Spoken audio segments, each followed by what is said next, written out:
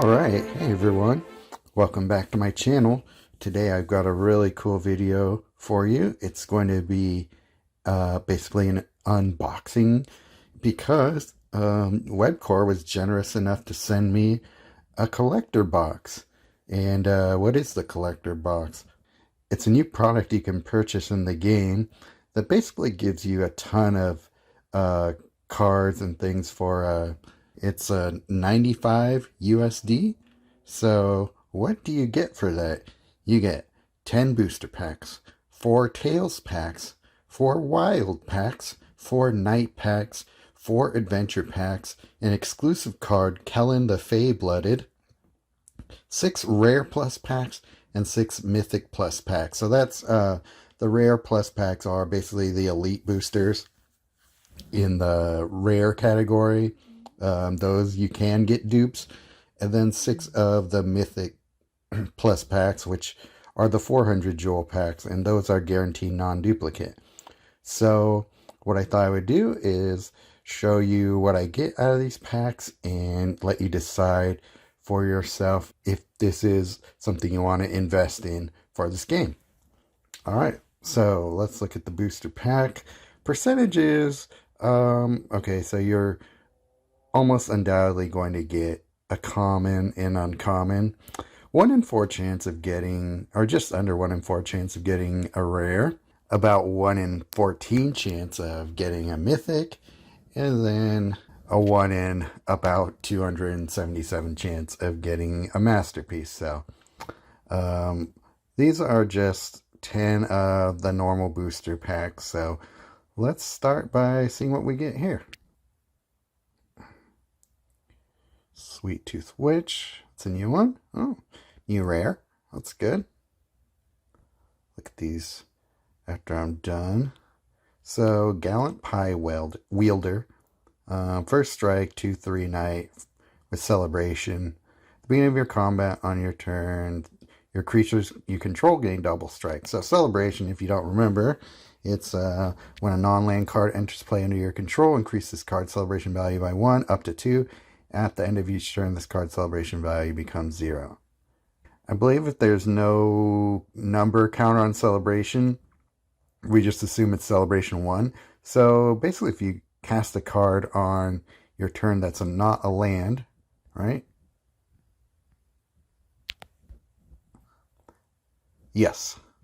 All your creatures gain double strike, so could be alright. When this creature enters the battlefield, create a food token. When a food is destroyed from play, target player loses 2 life. That's interesting. Target player loses 2 life. So you don't have to only target your opponent. You can target yourself. There are a few times where you want to do that. If you want to trigger Rowan, for example, that's a way. So I don't think it's probably good enough to really use in a lot of competitive play, but still might be fun to mess around with. Okay, so number 9.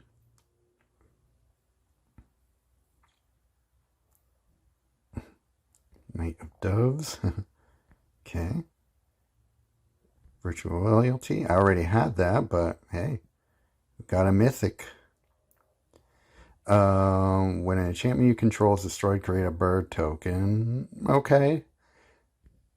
Some token generation. When this creature enters the battlefield, target opposing creature gains stun counter 2. Okay. When an opposing creature gains stun counter, draw a card. That card gains 1 mana. So I'm guessing that only triggers once per effect. Like, I don't think it draws 2 cards because you gave a card stun counter 2. So I don't know, drawing a card and getting 1 mana, there could be something there, but probably not. I think by this point, most people have good card draw. It's better than relying on stun counter. But, I don't know, maybe. Sleight of hand. Pick one of the first 2 cards from your library. Okay, we'll look at these a little later. Okay, so, getting more dupes. Oh, wow. Got a dupe of that one already. Pick one of the first 2 cards from your library, fetch that card, move all the cards that weren't fetched this way to the bottom of your library. So 1 of 2 is just okay. There's a card I really like in Legacy that lets you pick one of four and does the same effect. So um, it's cheap fetch. So I don't know. It could be good for comboing based on spells casted. So I don't know. Might be playable in certain situations. Still getting new cards. Okay. Rounding out my commons and I guess a couple of uncommons. Support can't be reinforced. Okay. And the support enters the board, draw a card. And the support is destroyed, gain 3 life. The fact that it can't be reinforced and it's a food token. I don't know if there's a way to get these into play really easily. There might be something to sacrifice to bargain, but overall not a very impressive common.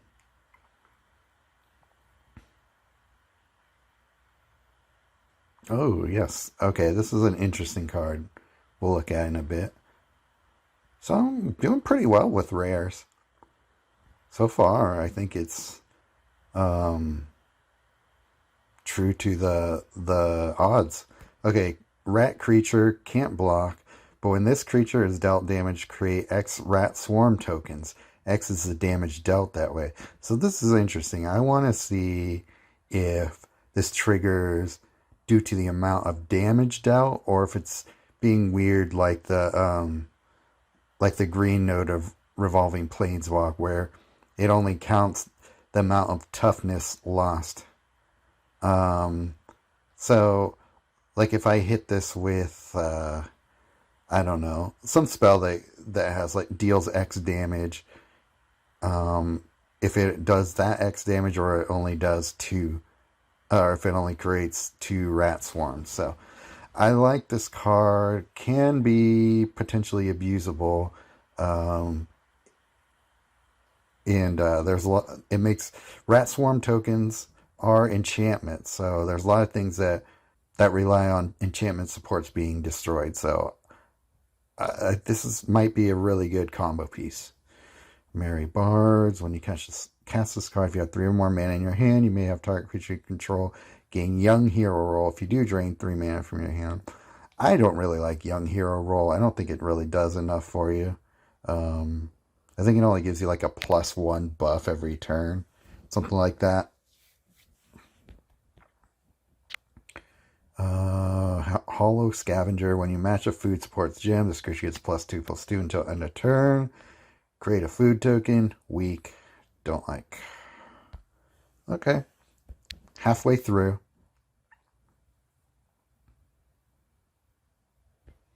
Okay, these are all going to be dupes. Well, these are commons I had. Well, at the very least, I'm clearing out commons and uncommons. Okay, we're getting some uncommons, some new ones. Anything good? When this creature enters the battlefield, this creature gains Cursed Roll. I thought Cursed Roll is a bad thing. It's like something you want to give to your enemies, so I don't know if I like that at all. Okay. But we'll see. I guess you can destroy your own curse token with different things you do, but I don't know. It seems like not something you really want to deal with, really, for the most part. You can do things that don't negatively affect you if you want to sacrifice a roll. When this creature dies, loses reinforcement. Target creature you control gains Young Hero. I don't care now.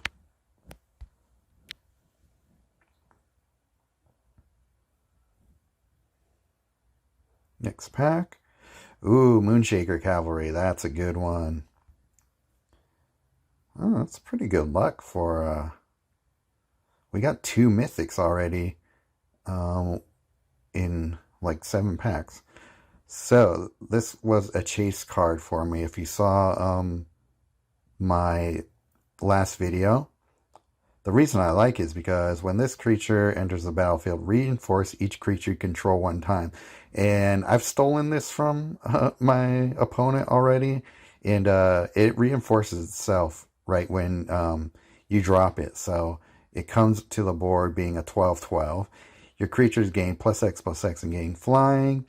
X is the number of creatures you control, including their reinforcement. So this is very versatile. You can throw it on out into decks that both have large creatures and token base. So expect to see this card a lot. I'm really happy about that. Okay, that was 8 packs. So 2 mythics and 8 packs, even though one was a dupe. I'm alright with that. Still getting a lot of new commons and uncommons. That's nice. Destroy an opposing Vanguard support. If you can't destroy target creature, that's nice for that cost and in white. Create a human token under your opponent's control. Okay, so there's a slight drawback there, but you can also use that to gum up your opponent. Yeah, if you just like throw little puny tokens on their side to keep them from doing much. I like that. That's a good one. I'm going to keep that one in mind. Twin Veil Guide. Creature Fairy Scout. At the beginning of combat on your turn celebration, this creature gains +0. That's not going to do much for you. But yeah, this card. Okay, the only caveat I have about it is it's probably going to make a human token under your opponent's control if they don't have a creature on their side. So I think you're going to have to disable this card before casting it if they don't have anything on their side you want to destroy. So, yeah, just something to think about. Although, if they have like some other puny token on their side, you cast this and you want to leave both of those tokens down on their side, that could be something. Anyway, thinking out loud here. Okay, we got one more. We could get to the more exciting stuff. I'm already pretty excited, actually, about what I've got. Okay, these are all going to be dupes. So, alright, that was the anticlimactic way to win this, or to end this. Got a dupe rare. So, actually got a pretty decent amount of higher rarity cards there, and I was able to fill out a lot of my commons and uncommons, so I'm not hating that. That was pretty good. Okay, so these are the night booster packs. Okay, so slightly higher odds, almost a 2/3 chance of getting a rare. No chance of getting a masterpiece, unfortunately. But I don't know. Are there any masterpiece knights in this set? I can't remember. About just under 1 in 20 chance of getting a mythic. So, well, if we get our rares, that could be nice. So what can we get? So I already have a lot of the knights from this set. Wow. So I'm gonna guess I'm going to get dupes from these, but we'll see. I mean, I spent a lot on premium packs. A lot of gold on premium packs, I should say. Yesterday when the set came out, so there's probably not going to be as much new cards I pull out as you guys might. So yeah, dupes. Let's see. Can I get something non-dupe in one of these? This should be a rare. See, yeah, it's a duplicate rare though. But hey, the odds are correct. 3 packs, and I got 1 rare.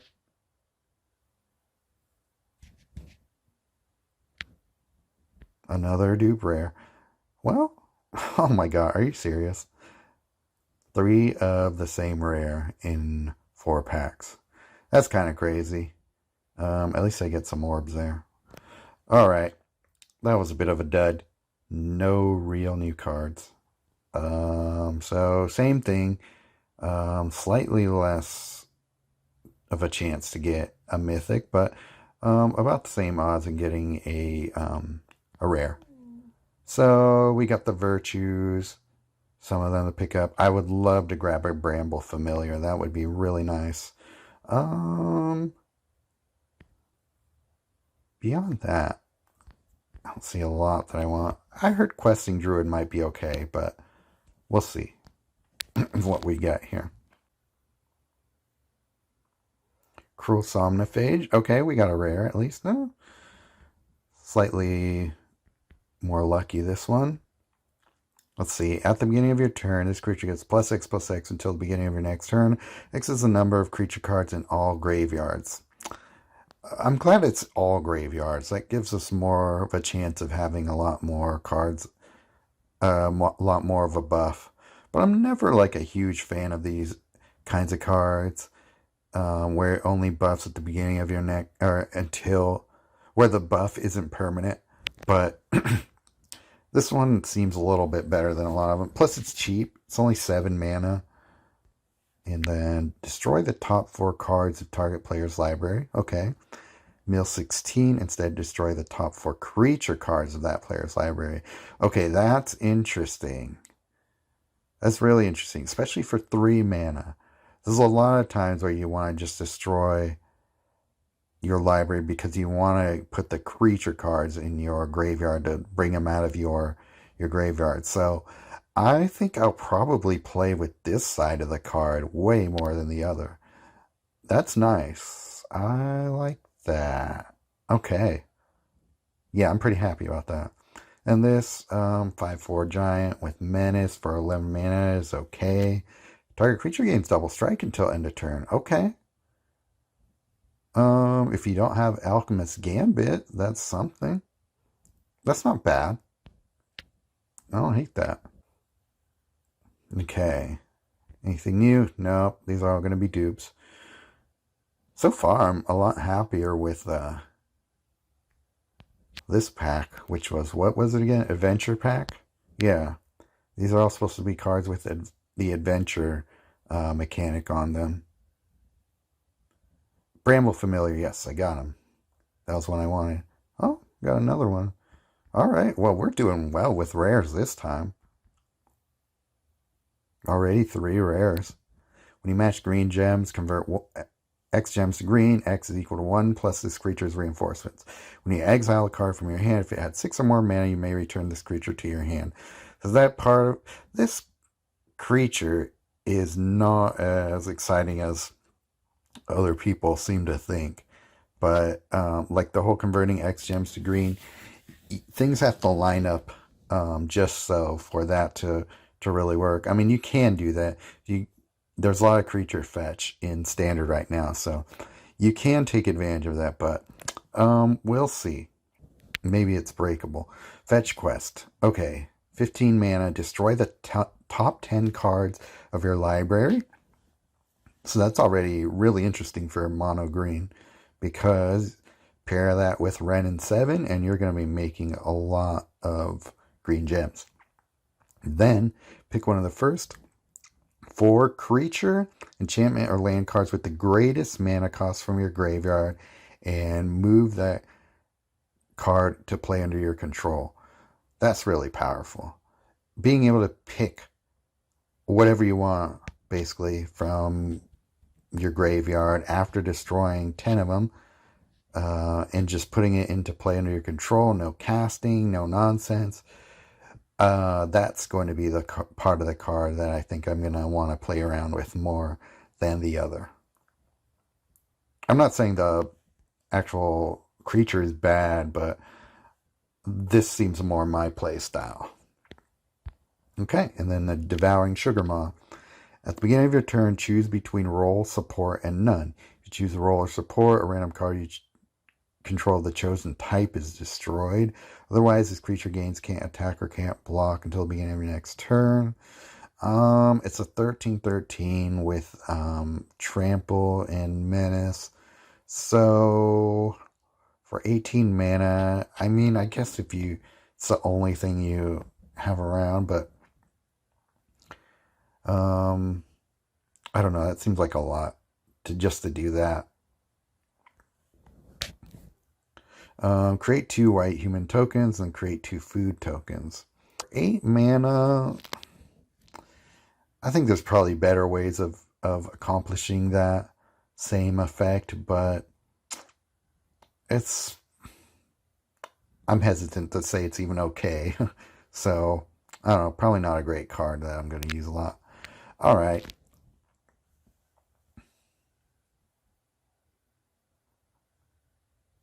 Okay, and we're going to get dupes for the rest. A rare I already got. So, wow. 4 rares and 4 packs. That's good. I would say. Alright. So, we had fun with those. Okay, Tails booster pack. So there are no commons in this, so we're guaranteed to get at least an uncommon. Almost guaranteed to get a rare. 80% chance of getting a rare, so that's good. And then almost 7% chance of getting a mythic. So what can we get from here? The Goose Mother are that exciting for me personally, but let's see. Alright, well there's the Goose Mother. And that. Alright, so we already cleared out 2 of the rares that I didn't necessarily want, but when you make a blue or green match, if this card's in your hand, this creature gets +1/+1. Okay. When this creature enters the battlefield, create X food tokens. X is equal to half this creature's power rounded up. Okay. When you match a food sports gem, draw a card.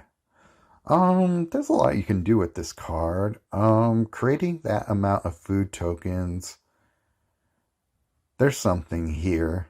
It seems like a lot to go through to create food tokens, but when you make a blue or green match, you know, if you throw this in blue PMA, you can maybe get a giant goose out of this. This could be fun.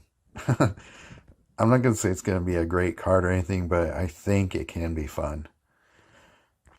Hilda's Crown of Winter. It's one of these level cards. Got mana field. Mana field. Target creature gains stun counter 1. Okay. Not bad. When a creature gains stun counter, increases card's level by 1. Okay. You may destroy this card. If you do, draw X cards. These cards gain X mana. X is equal to this card's level.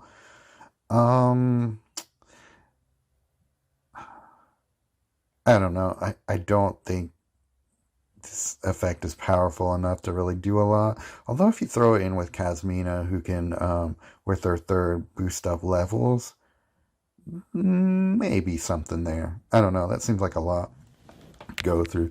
This is one that I think I'm going to maybe have fun mastering, but probably won't be a staple in any of my decks. Oh, let's keep going.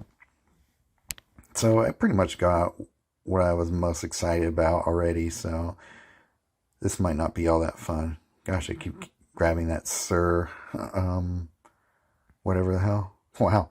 Okay, 2 of the same rare in the same pack, so makes sense for the percentage, the odds. Anything new? No, we're not going to get anything new. It's just not a really big card pool to pull from. So I'm not surprised we're getting a lot of rares, but wow, I'm getting that crown a lot, ain't I? Nothing new. The little ruby card is not bad. I was mastering it a little bit. Wow. 4 of those crowns. All right. Okay. Well, on to an even more exciting thing. I'm already pretty happy with what I got. So let's see. We got the rare plus packs. Let's start with the rare plus packs. Why not? If we get something cool from them, then we don't have to worry about wasting it on the Mythic Plus pack. Let's see. Virtuous Strength. It is a Mythic, but it is a Mythic I already had, so I wish I could be more excited about that. But it is a good card. I've been testing it, and I like it.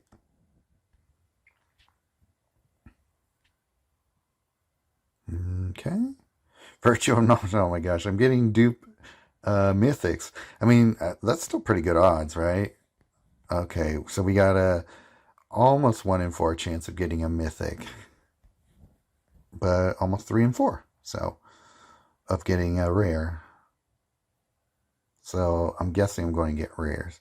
I would like to get some non-dupe rares because those tend to be the thing that has the most. They tend to be the hardest to collect, at least if you're doing it right. The end. Okay. That's a rare. A rare I already have. Not one I love. And, well, so I got 3 mythics from these rare packs. Problem is, I already had all of them. Well, let's just keep going. I'm just going to do all my rare plus packs first. Let's see, what are we able to get from this one? Okay, there's still a decent amount of rares I need, but let's see.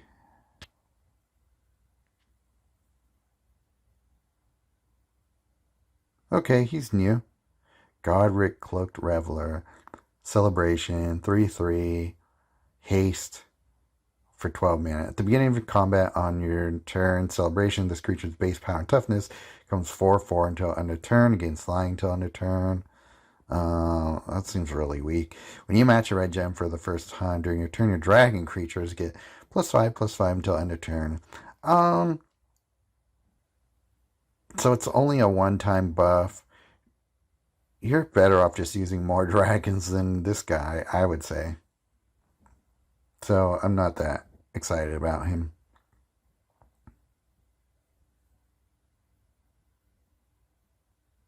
Cool. New rare, finally. 12 mana for a 2/2 with Defender and Flash. Okay, this guy better be good. This creature enters the battlefield. Exile target creature without the Fox subtype. Okay. When this creature leaves the battlefield, you gain 4 life. Okay, so you flash this guy in, and he isn't. You're going to exile a target creature. It's very rare that they're going to have a Fox that you're playing against. So almost a guaranteed exile of a creature. And then you gain 4 life if this guy dies. So he's okay. I think there's better removal out there, but he's flash removal, which is kind of cool. But for 12 mana, that's kind of a lot, right?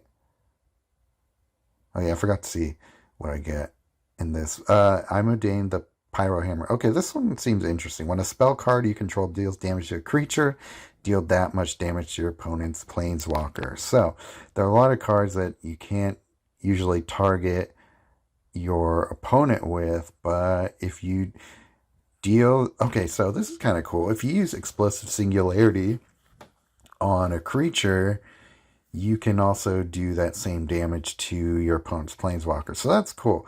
I want to pair this with like Fire Servant or Solfim. That could be pretty cool. Yeah. Let's see, what can we get?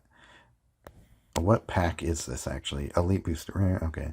So actually, you know what? This is interesting. This is, I'll tell you in a bit after I do these cards.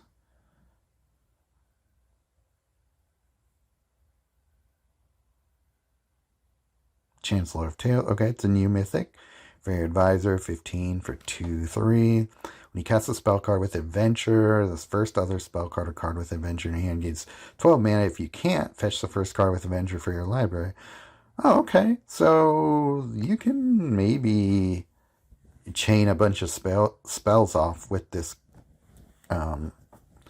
card here. So first other spell card or card with Adventure in your hand gains 12 mana. Okay. Yeah. Okay. What? There's something there. I gotta really look at the adventure cards to see how much I'm gonna like this card, but there is something there. It's a bit weak of a creature, but we could probably get around that if we're doing if we're chaining off a bunch of spells. But okay, what I was gonna say is that This here is giving you a preview for what's going to be in the next Elite packs. So this is the rare. So if you want to go ahead and take some screenshots, if you want to have a little preview before everyone else does. All right.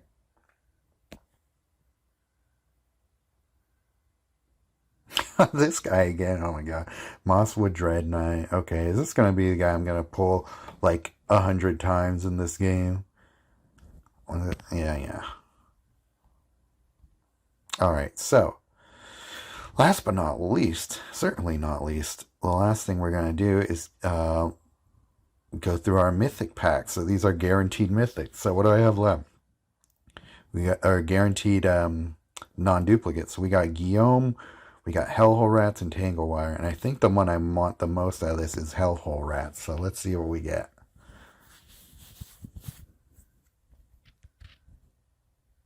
Guillaume, Master Chef. Okay. When a creature enters the battlefield under your control, create 2 food tokens. So pretty much, if you cast a Tainted Adversary, that's going to be a lot of food tokens created. When a player matches a food supports gem, a random creature you control without prevent damage gains prevent damage and reach until end of turn. Also, this is green, so you can put it together with Primal Adversary. Creates a lot of wolves that way. So you at most can make 28 food tokens with a Primal Adversary. So don't sleep on that. When a player matches a food supports gem, yeah, so like you said, it's going to be pretty easy to trigger this guy's effect. So, oh, and then we get the Tanglewire. Of course, I don't get the one I want the most. But, you know, I still got some pinks to spend. So maybe I will just pick up the rat. But we'll see what else I get. At the beginning of your turn, the support loses 1 shield, then target opposing creature gains stun counter 1. So I feel like people are underrating this card. I know people aren't like the biggest fan of stun counter, but if you're creating stun counters every turn, as long as you survive that first turn, it will just start kicking in so that your creature, your opponent's creature, is disabled as soon as it's their turn. So that's not bad. And it's a 10 mana card and it's colorless, so you can give stun counter to any color. It just won't be like a white or blue thing as it has been. So there we go. No, I'm just gonna grab the Hellhole Rats for now. Why not? Alright, so we got the Hellhole Rats. When a rat enters the battlefield under your control, your opponent discards the last card that can be discarded from their hand. If they can't, destroy the top card of your opponent's library. So that's already like a rat enters the battlefield under your control. Just creating those rat swarms. That should be doing that. Then deal X damage to your opponent's planeswalker. X is half the mana cost of the last card in your opponent's graveyard, rounded up. So, yeah, if the last card in your opponent's graveyard happens to be something like a Traxa, for example, you're going to be doing 13 damage every time a rat enters the battlefield under your control. That's insane. So I'm really going to have fun creating a rat tribal deck with this. So I believe that, yep, I got everything from that mythic pack already on day 2. I'm doing well for myself. Alright, so I'm going to make a screenshot of this because this is a preview for next week's mythic pack. So I want to know what's going to be in it. Let's see what we get. Might as well. Virtue of Courage. This one's interesting. At the beginning of your turn, draw a card. It gains 3 mana and Outcast. We usually don't like Outcast. But when a source you control deals non-combat damage to your opponent's planeswalker, the last card in your hand with Outcast gains mana equal to that damage. So if you're playing a lot of spells with Chandra, Dressed to Kill, this could be a decent card to put in there with her. And then deal 4 damage to any target, whatever. That one's not great for 7 mana. For a mythic, you expect more, right? Come on. But anyway, there's something to this card here. Yeah, this will be a pretty decent red burn enabler, I think. I don't know, we'll have to see. But I like the idea of pairing this with Chandra Dress to Kill. That's definitely going to be one I play around with and decide if it's any good or not. So, what else can we get? I'm guessing I'm going to get that Sir Ginger, but we'll see. Calyx, Guided by Fate. Okay, we got a masterpiece. A new one. Creature, enchantment, human druid. Okay, so he's an enchantment creature. We don't have a lot of those, especially in standard right now. Constellation, so that's whenever you create a cast or create an enchantment card, right? Well, tell me. Okay, and an aura spell, or whenever an enchantment enters the battlefield under your control. Okay, a random creature you control gets +2/+2. That creature gets trampled until end of turn. So, Johnny's leadership tokens are going to be triggering this guy. So that's a permanent +2 buff every time you hit his abilities. So that's not bad. When a creature you control deals combat damage to your opponent's planeswalker for the first time during your turn, if you control a creature with roll, target creature you control gains a random roll between monster roll, royal roll, or young hero roll. I don't really like any of those rolls, really, so I don't know if we want to keep, switching around rolls, but anyway. Otherwise, create a copy of a random non-token support card you control in your hand. That copy gains full mana. Okay, so how do we abuse that? We could just keep a good support in our hand, like a Kami or something, disable in your hand, and then just create free ones if that's the only enchantment in your hand, or any support in your hand. Okay, that could be busted. And it, for the first time, okay, so it's only one time per turn, but still, if you create free stuff that really does well for you every turn, like if you had a Tamio Vanguard or something, Teferi Vanguard in your hand, will this create copies of them in your hand for free? Interesting. Yeah, interesting. Okay, we still got some more to go through. Our last mythic pack. So what do we got in this deck? In this pack. I want the Tortoise. I want Shattergang Brothers, or a Thief seems okay, but Sarah Sanctum. Okay, so this pack has 3 chase cards for me. And of course, it has to be Elite Pack 3, so I'm going to have to wait. Oh yeah, we got the Tortoise. Remember, this was maybe my number 2 or 3 chase card. When this creature enters the battlefield or attacks, destroy the top 4 cards of your library, and then return the last creature or support land card from your graveyard to play under your control. So that's already great. At the beginning of your turn, convert X gems to green. X is 2 times the number of land cards you control, including the reinforcement. So if you put this with PMA green, there's a lot you can do with it. And it's going to give you the added bonus of creating a bunch of X gems to green. So when it attacks, if you're just converting so many greens that it's destroying your lands, then this guy can just bring them back to you when he attacks. So yeah, that's really neat. When a land creature enters the battlefield under your control is reinforced, it gets +1/+1. Land creature. Okay, so Wrenn and Realmbreaker creates or can make creatures into land creatures. So I think that's what the idea is putting this card together with Wrenn and Realmbreaker. But Wrenn and 7, don't sleep on that Planeswalker. She's really good too. So definitely want to put this into there as well. So happy with that. One of my chase cards. All right. And Shadow Game Brothers. Yes. All right. So it's tricolor masterpiece. Bargain. Create 2 food tokens and destroy 10 of your opponent's planeswalkers colors. All right. Awesome. When a card you control is destroyed during your turn, destroy an opposing card at random.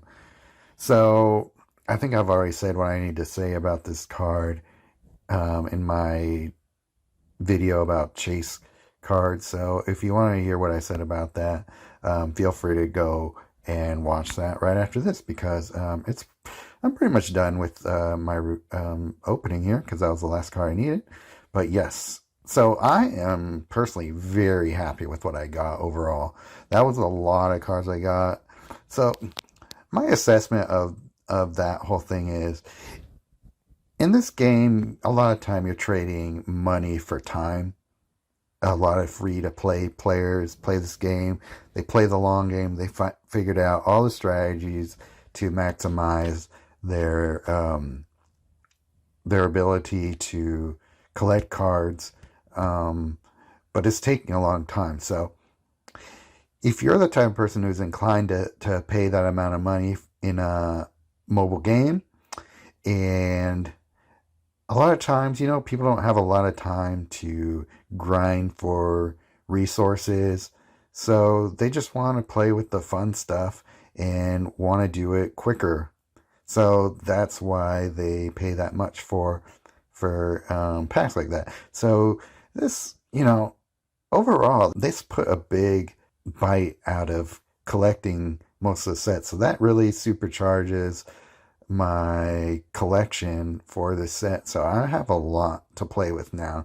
So this basically saved me about 2 to 3 months maybe of grinding for resources in that way, to get all the stuff that I would have otherwise had to play events nonstop to get the resources to buy all that with gold and jewels. So if that sounds like it's worth it to you, then yeah, I had a lot of fun.